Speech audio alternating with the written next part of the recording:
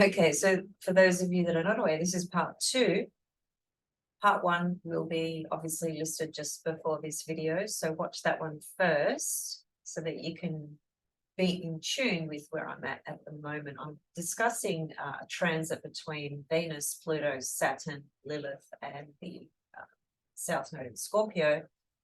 And I was just talking in the previous first part to this about the Dalai Lama. And just pointing to some astrological configurations that are taking place in the sky at the moment that are mirroring aspect patterns in his own chart. I just want to go back to his chart for a moment, and then I'll continue from where I was. Screen. I'll continue where I left off in part 1 in a moment. Just a couple of thoughts I had while my computer had a meltdown. Imagine we rely so much on this technology, right? You know, imagine if it all just gone, finished. I'd like to see what we'd all do. Get more back in touch with nature. That wouldn't be such a bad thing, would it? Okay, so I just want to highlight this as well. As I said at the very beginning in part 1, there are over 20 things, maybe 30 different things activating the Dalai Lama's chart at the moment with the relative to the specific event that took place. And once again, I'm not here to give a personal judgment perspective on what my moral stance, my values, my perspective on the incident. I'm just here to talk about the astrology, but that's it, pure and simple. So relative to the astrology, what we sort of need to bring into the picture with everything that's activating this chart. And if you want to see what that is, if you go to my community section on my YouTube channel and or my Facebook page, Anastasia Cosmic Astrologer, you will see that I've posted his chart, the transit chart around it, and I've got a list of about 30 different things activating this chart at the moment. Star points for Daria periods, transits, eclipses, you name it, it's all happening. And I don't want to go through all of that again. So just look at that post if you are interested in actually looking at what is actually being activated. So one thing to keep in mind with all of that is whenever you see a Pluto South Node configuration birth chart, that is a very powerful soul, right? I mean, every soul is powerful, sure, but Pluto's South Node that's something else that carries with it a very distinctive and specific signature of power, right, from the past that is playing out in the present, because the South Node is still, for all of us, part of the present. It's the past in the present, right? Mostly unconsciously. So that the Dalai Lama has had past incarnations of great position of power, just as he has a great position of power this lifetime. But it's not uncommon to see a Pluto South Node signature of a soul this incarnation who encounters along their pathway. And it could be, it depends on the soul, right? I've seen people who have this configuration who have extraordinary difficulties and hurdles to overcome in everything they try and do in their life, because everything seems to come against them. Everything opposes them and tries to stop them from bringing that power through again, right? So if it's not that, if it's not a whole life of it, then it can certainly be different junctures in life where this person, this soul, will encounter the power of Pluto coming at it from the collective, from the environment, from everything out there, as it were. And part of that reason is because a soul that carries a signature has a very, very powerful vibration, a very powerful force and energy. And for the most part, the collective, let's say 85% of the people on the planet, consensus reality, primarily operate from the world of Saturn, and anything beyond that is suppressed and therefore projected. And when you're talking about Pluto's signature, Pluto energy, that is projected onto another. It can create some volcanic eruptions, right? So this Pluto energy in the Dalai Lama's chart, as it were, which his sun's on the south node as well, his sun's conjunct Pluto as well, that energy speaks to a very powerful figure. And he's a controversial figure, right? And he has been for a long time, politically and otherwise. Whether you like him, whether you don't, doesn't really matter. Once again, I'm just speaking to the astrology. But that powerful signature that he's got there is something from the past. And his presence, his energy can be very repulsive to some people, right? It's going to activate and trigger a lot of people, right, in different ways.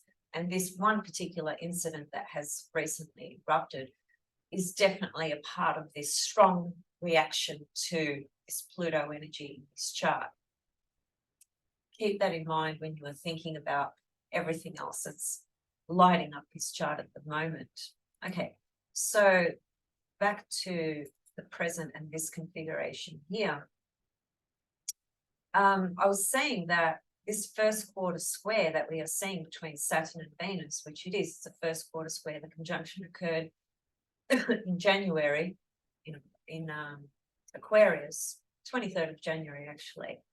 This is now the first quarter square, but the first quarter square kicks in while Venus is forming a trine to Pluto. And this adds a whole different portal and dimension to the experience of what Venus square Saturn could mean. Now, Venus square Saturn, not an easy energy, not the most pleasant energy, can feel very restrictive, can feel like we are more limited with our Venusian resources, can end relationships, can create separation, isolation, withdrawal, depression. It can create all those things, as it were. And at best, it can be the very signature that activates the necessary refining and fine-tuning of things in our life relative to Venus. So restructuring our time, restructuring the time that we are sharing with people. Social media, Venus and Gemini. TikTok, which is under the microscope at the moment, I think is connected to this transit as well, because I don't know, about 2 months ago or so, I don't know if you are aware of how it works, but they give you 60 minutes, 60 seconds, 1 minute or 3 minutes, right? In how much time you have to record something, for instance. And then about 2 months ago, somewhere around there, they put in another level, which was 10 minutes. So they enabled you to film some 10 minutes. And I just noticed that since this Venus-Saturn aspect came in, they've taken that 10 minutes away. They've just deleted it. And so now they're back to the 60 seconds, 1 minute or 3 minutes. That's a super visual thing, right? But it's just interesting from the point of view of Saturn Venus, because Venus and Gemini will definitely be enjoying social media, right? Gemini is all third house things, which is communication, connection with other people, connecting with ideas and sharing things on Facebook and Instagram and TikTok and whatever. That's all Venus and Gemini stuff, right? So it's like how we are enjoying our time in that technological world, as it were, right? And Saturn comes in with the square to Venus and goes, no, I'm gonna restrict that again. I'm gonna put some limitations on that. That's just a side note relative to a collective Venus Saturn expression, if you like. It's a first quarter square, so if we can think back to January, anything that you may have been working on around creativity, money, and or relationships at that time is now at a position of crisis, you could say. Crisis is opportunity as well, so it depends how you look at it, right? But a first quarter square, it challenges what started or what was initiated at the conjunction.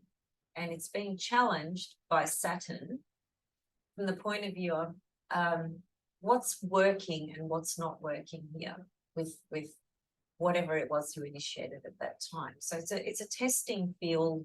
It creates a bit of crisis and tension in order to hopefully put you on track with the whole Venus expression of your life, right? Relationships, money, creativity, and so forth. So whatever's not working on those levels is being asked to, you're being asked to look at that, right? And to make the appropriate changes, okay? So Venus square Saturn can also be, as I said before, withdrawing and isolating, being more quiet, and just sort of reevaluating and reassessing where you are investing your time, your love, your energy, your focus, your attention, and so forth. But the fact that Pluto is forming trine here adds a whole other portal. And as I said, this Saturn square Venus, we've had this before many, many times, but just relative to a Saturn-Venus conjunction. And now this is the first quarter square. We didn't have Pluto in Aquarius when Venus and Saturn were square each other previously, right? Because Pluto has only recently ingressed into Aquarius. So Venus hasn't been trine Pluto in Aquarius, okay, ever in our life, actually. This is the first time we're seeing this. So I love Pluto-Venus aspects because I'm a native of Venus-Pluto configuration myself, and I find that energy really purifying, right, and really powerful to help me dive deeper into my own matters of love, Venus, right, and creativity and so forth. So Venus is experiencing quite a profound change in her expression, especially through Gemini this time around, because of Pluto forming a trine to Venus. And in esoteric astrology, Venus is the ruler of Gemini, right? Now, the more shallow, superficial sides to Venus and Gemini can be the the superficial sort of chit chat and words being, and ideas and perceptions and things like that just being thrown out left, right, and center without any real depth or meaning, just purely from the point of view of just, you've got to say this. I'm thinking this, so I've got to say it. And I feel like that's a lot of what's going on at the moment with the Dalai Lama, right? Everyone's got an opinion, which is Gemini, and everyone feels righteous in their opinion, which is Gemini. And so the Pluto trine here is asking us to actually to look at things from a deeper perspective,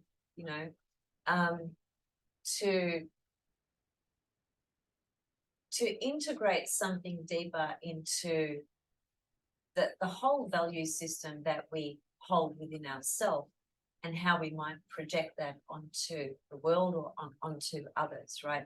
There's an asking of some kind of metamorphosis, some kind of transformation to occur here. And it's an invitation that is a lot easier to step into, because a trine aspect is an energy that describes two energy pathways that flow together harmoniously. They're in unison. They're not conflicting. They're not opposing. They're not suppressing. They are literally harmoniously integrating, right? And so it is up to us to embrace that and work with that energy for a positive outcome for ourselves relative to how we are expressing that Venus in Gemini. And if we bring in the esoteric level, which is Venus rules Gemini in esoteric astrology, then it's speaking to love, because Venus is the planet of love. Neptune is the higher octave, but Venus has so many different layers. And I talked about this during my Venus webinar. And if you missed it and you want access to that webinar, just email me, because I went into a lot of deep material about the Venus star point, the natal position of Venus, from an evolutionary perspective and from a Hellenistic perspective as well. So there's many different ways to understand and unpack a particular archetype and planet. But at the highest possible level, Venus, and especially being a Venus star point as well, activates that purest form of love, right? And in esoteric astrology, Venus in Gemini is speaking to love for all brothers and sisters, which is Gemini. Gemini is brothers and sisters, right? The goddess Vesta is an archetype that I would distinctly and specifically associate with sisters, because it is the asteroid that connects sisters. But Gemini is also an archetype that we ascribe to siblings. So siblings can be brothers, it can be sisters, it can be brothers and sisters. And brothers and sisters in this esoteric context is specifically pointing us to love Venus for all our brothers and sisters, not just our biological blood brother and sister, but for all humanity. So there's a lesson here for us with Pluto forming a trine to Venus in Gemini, two air signs, right? Aquarius certainly speaks to the human family. Pluto is about evolution. Venus is about love. Gemini is about all brothers and sisters. And so there's an alignment here, right, for us to tap into, where we might bring more love and compassion and the idea of unison, as opposed to separation, Saturn, and judgment, Saturn. But the Saturn squaring the Venus here is just an opportunity for us to check in with what we are investing in, how we are investing our heart and the things we love. You know, anything that you love, whether it's a person, an experience, food, whatever it is, or anything you love. Doesn't matter what it is. Love is love. Love is love is love, right? But Venus square Saturn is showing us, okay, well, this level of myself, from the point of view of everything that I love and value in my life, right? This square here is just giving us an opportunity to check in with where we are sharing that energy, because Venus is sharing, right? What are we sharing? How are we sharing ourself, our energy, our time, our everything that we love? Where are we putting that in? What are we putting that into? So it's just a check-in point of it comes in a challenging way, because it's Saturn and it's a square, so it doesn't feel very nice, it doesn't feel very pleasant, but the result can be very productive for us, because it just puts in a few checkpoints of giving us a clearer, more sober, realistic perspective of where we are projecting this energy, or where we are giving this energy, and so forth. But at an even deeper and more profound level, it's the trine from Pluto that's huge here. The point of view of Venus experiencing an opportunity to bring that love in a more expanded way, right, for all our brothers and sisters, especially at a time where there is still so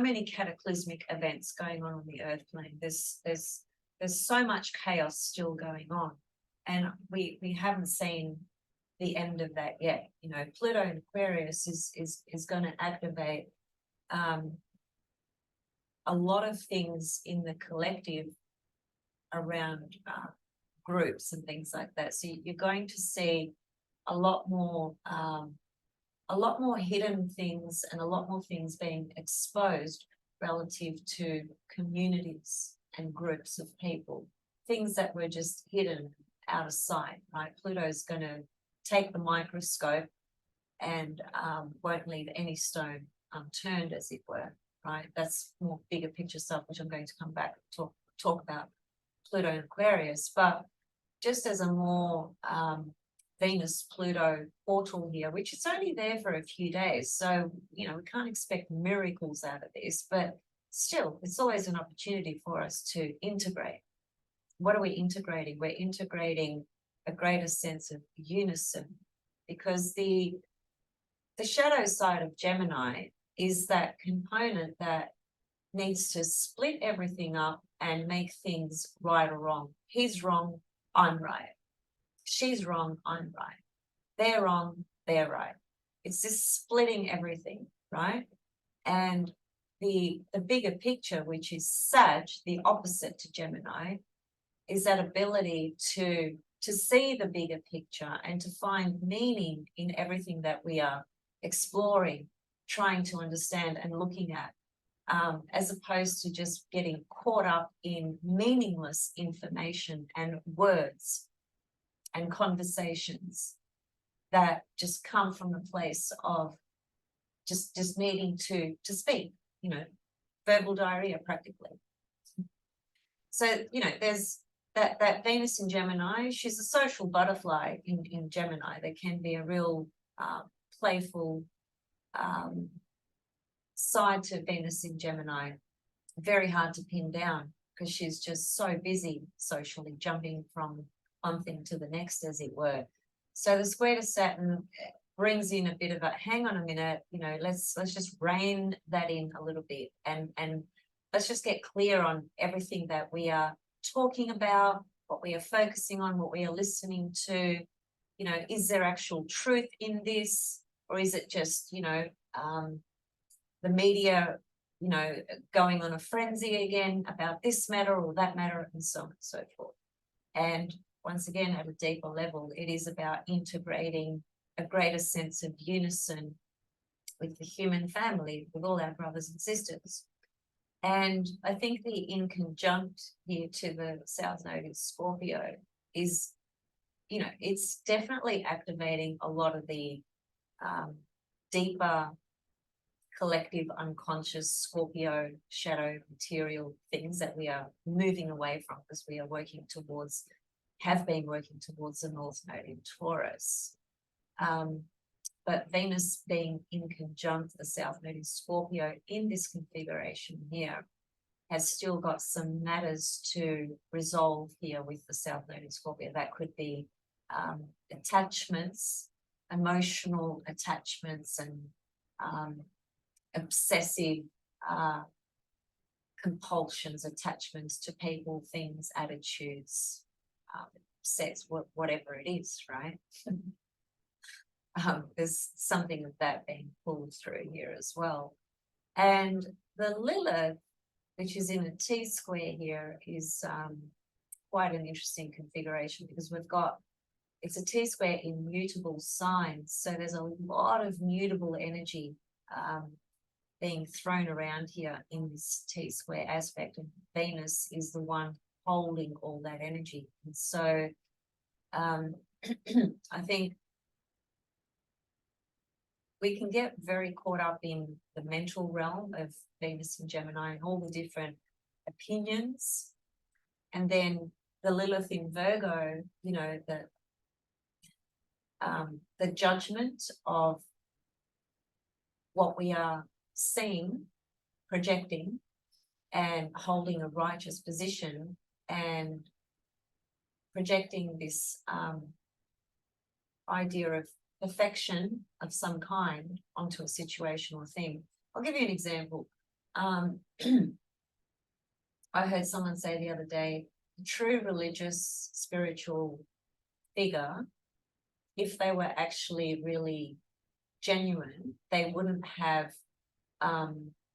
security guards, and they wouldn't live in a palace, and they wouldn't this and they wouldn't that, and so on and so forth. That was some person's opinion, and you may agree with that, you may not. That's very much Lilith in Virgo, right? That's projecting all that judgment stuff, right? Because everyone tries to compare a lot of spiritual leaders to Jesus or Buddha, for instance. And that's a really, really complex subject. And I'm not sure that it's fair to say, well, if someone has security guards, they're not a true spiritual leader. Well, why is that? Why can't they still be a true spiritual leader? I mean, bear in mind that powerful figures that have walked this path at some point in history, particularly the ones that actually are authentic and are speaking the truth, they were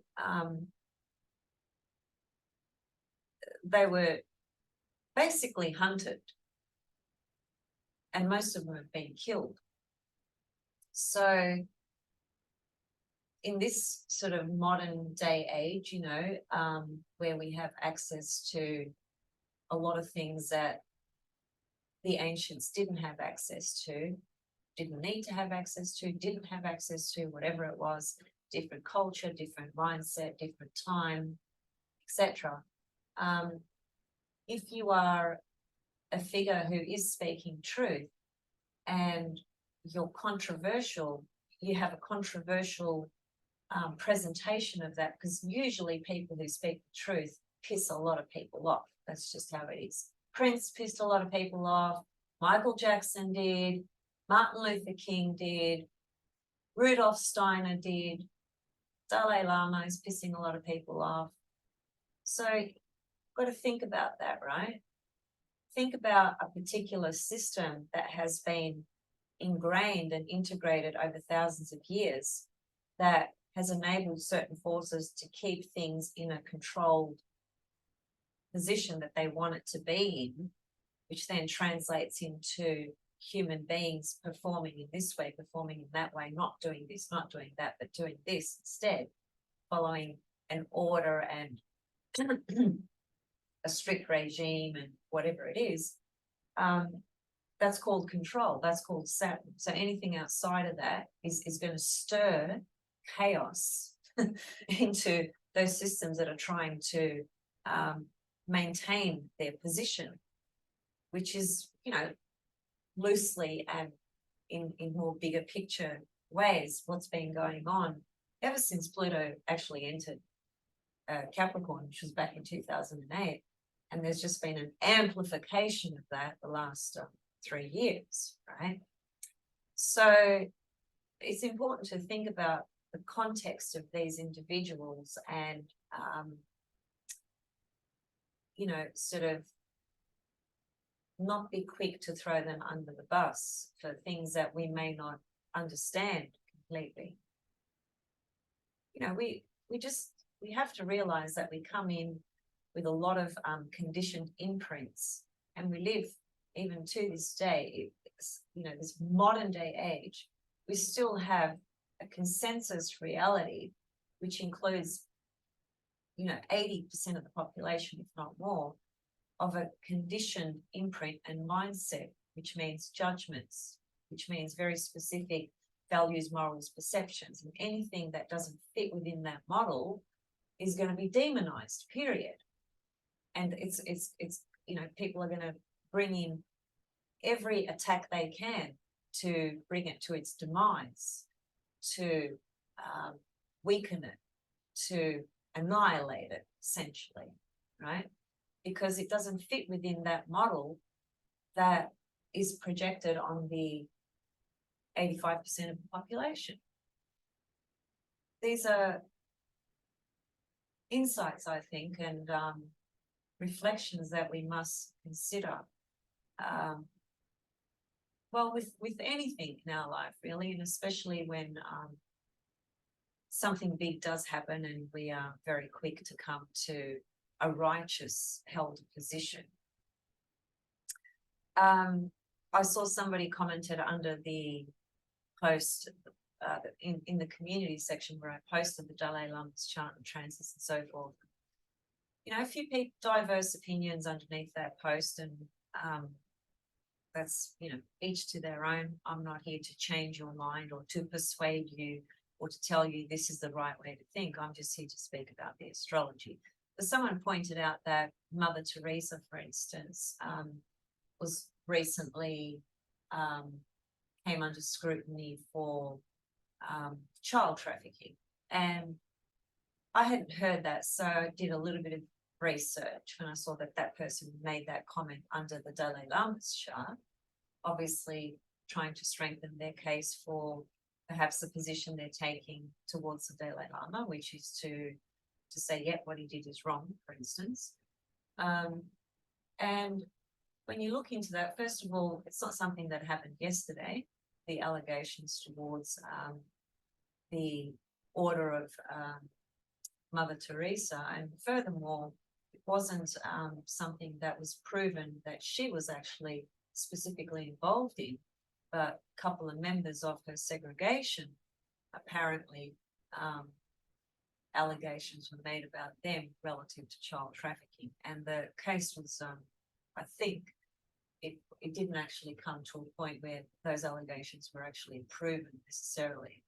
I could be wrong in that, and if you do know further, feel free to stick a post or an article underneath this video. I'd be more than happy to have a look at it. But once again, the point of that is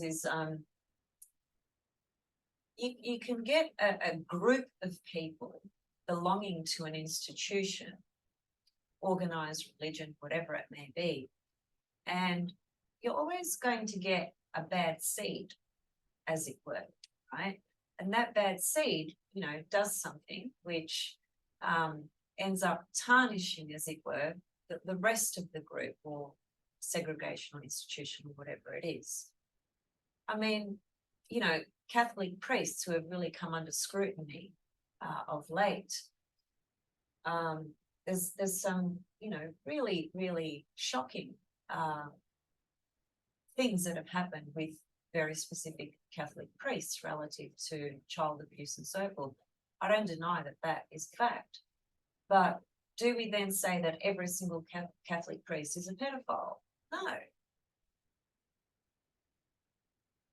We can't say that. It's just not true.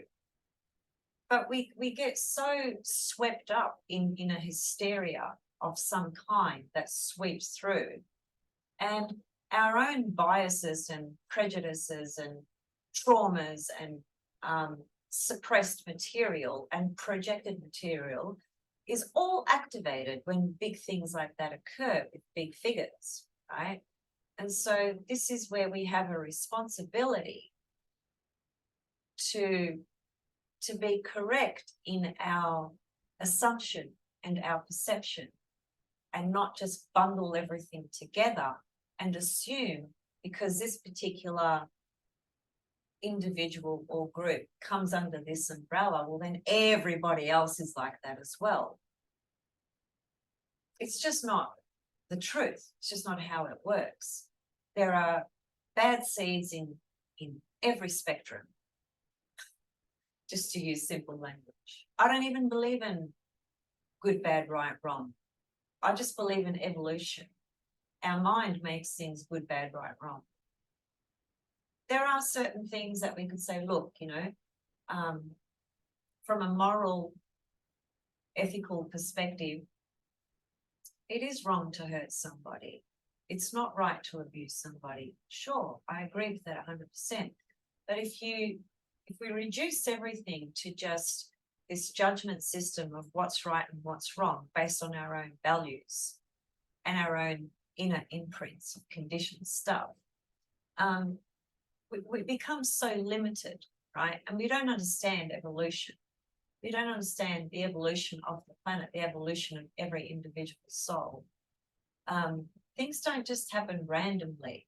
The soul, each soul has very specific desires and intentions. Those desires and intentions are not about good, bad, right, wrong. We simply cannot reduce evolution to those concepts and mental constructs and attitudes. So, to finish this part 2, I guess I would say Lilith in Virgo is an invitation to tune into our own wild, free, feminine, archetypal nature through the body, right? Physicality, and not get caught up in the whole perfection thing. It has to be perfect. If it's not perfect, then it's not acceptable. Perfection comes into our own raw emotionality and allowing others their own expression in their emotions, how they feel about a situation. Because Virgo has that tendency, like I was reading, because I read some key things about Lilith in Virgo in part 1, so please watch that. There can be this tendency to want things to look and feel and be perfect. And there is no such thing. Virgo certainly strives for this thing we call perfection. But it's not even that. It's more that Virgo wants things to work. It wants to make things work to their best capability, right? So it often gets misrepresented as being the sign of perfection or imperfection. But I think those labels need to be understood from a different layer and broadened in scope of it's about making things better, whether it's my physical body, my emotionality, my state of mind, my exercise regime, my spiritual aspirations, goals, my career goals, whatever it is that you are seeking to experience through the soul's desires. Ultimately, it's about finding a way to make things better, right? And I think making things better makes us feel better as human beings, as souls. And we know when something feels better, when something feels right, or when something doesn't feel right. That's called instincts. And we need to align ourselves with that, right? Instead of getting swept up and caught up in a collective narrative that gets projected on any one given thing that is, often blown out of proportion and misrepresented through the media. And that includes this COVID crap that's been going on the last 3 years, right? That was completely distorted, completely blown out of proportion. The measures that came into force were completely unnecessary at that everyday level. At the highest level, there's reasons for things that occur that are beyond our ability to really understand. Because from a spiritual highest sort of level and perspective, the ceremonial order that is in play is just as it needs to be, which happens to create chaos there over here, to shake this system over here, to wake up this person here, so on and so forth. So there's no wrong or right in any of it at the highest level. but we do also need to recognize truth from deception as well, and how that becomes a hysteria type of thing in the consensus reality that is fueled by the powers that have the ability to condition and influence and brainwash people. Power of media, right? Simple as that. So I think I'll leave it there for today, and see what you think about this configuration for yourself. As I said, it's only there for a couple of days, so we're not expecting miraculous, things to occur from it, as it were. But this configuration here might really be very prominent for you, because it might be activating really specific things in your chart. You might have some of these things in your chart natally, so it becomes a bit of a mirror of what's natally there, as it is for the Dalai Lama, for instance. But just think about the deeper esoteric meaning of Venus in Gemini is to love everyone. And that's what Jesus did. He loved everyone equally, right? Do you know a person who is really able to do that? Can you love somebody who's just killed a baby? Can you love them? No, most people can't. That's the truth. So how much work do we still have to do on ourselves if we are at that level where all we can do is judge everything and everyone outside of ourselves as wrong when we identify a specific behavior that we ascribe to it being wrong? Jesus didn't do that. So when any of us can love like Jesus loves, that's the purest form of love. That's unconditional love. Because then you are able to love with no conditions, no attachments, no nothing, just simply love. That's it. Imagine being able to do that. So we've got a lot to learn, all of us. We've got so much more to evolve through. We've got so much more consciousness to integrate. We're not all as high and mighty as we might think we are. All of us have a shitload of work to do. And when you get these little outbursts of a controversial spiritual figure highlighting something that aggravates, triggers so much in the collective unconscious, it's the reaction and the response that you are seeing shows how fucking unevolved people actually are. Sorry to leave on that note, but I won't leave on that note. I'll take it to another note. I want to say Happy Easter, because it's Greek Easter, Orthodox Easter this weekend. I'll be going to church on Saturday night to receive the light, as it were, and bring it back to my house. It's a ritual that I do every year. I love it.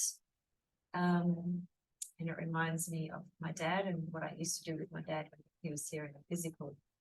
So, and next week it's my birthday, and I'll have next week off. So I'll see you guys after that. Happy Easter for those of you celebrating this weekend.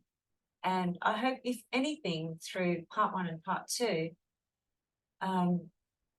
that what you have been able to take away is a message about non-judgment and love, passion, and just being more aware of